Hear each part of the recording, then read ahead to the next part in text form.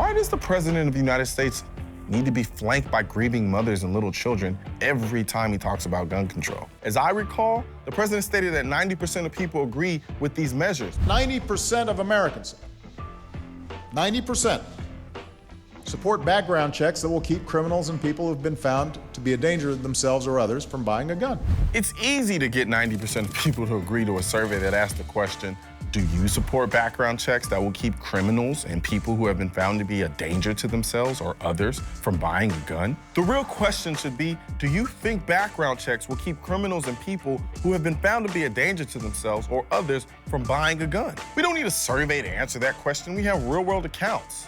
Newtown, Aurora, Virginia Tech, and the 500-plus gun deaths reported in Chicago where guns are outlawed. Keep weapons of war and high-capacity ammunition magazines that facilitate these mass killings off our streets.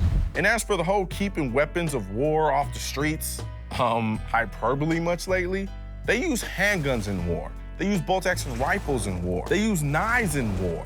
But somehow, they don't fit the definition of weapons of war. And the gun used most in gun crimes, the handgun, doesn't even get mentioned because the whole concept of weapons of war is garbage. And what is a high-capacity ammunition magazine? I get the magazines that come with the gun. Last I checked, those were standard capacity magazines. So tell me, what's the magic number for ammunition capacity? 1,000? 10 rounds? 5 rounds? 1 round? Because if you limit magazine capacity to 7 rounds and then another tragedy happens, you're gonna argue that 7 rounds are too many, and now we need to go down to 3. And for those not paying attention, that's effectively called a slippery slope. And let's be clear about something. The idea that atrocities like Newtown are considered opportunities to pass gun control legislation is disgusting. Shame on us if we've forgotten. I haven't forgotten those kids. Shame on us if we've forgotten. So don't shame on me. Shame on you for looking at such atrocities as a chance to push your agenda for gun control. Your words, not mine. Now's the time to turn that heartbreak into something real. You stated yourself that there will be violence and evil even after these measures are put into place. But if it saves one life, it's worth it.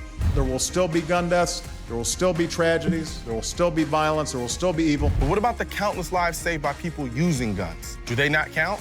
Because these measures essentially make it harder for good people to continue to save their lives with firearms. So while you're trying to save one life with gun control, millions are saving their lives with guns. How many lives may be lost if those rights are taken away?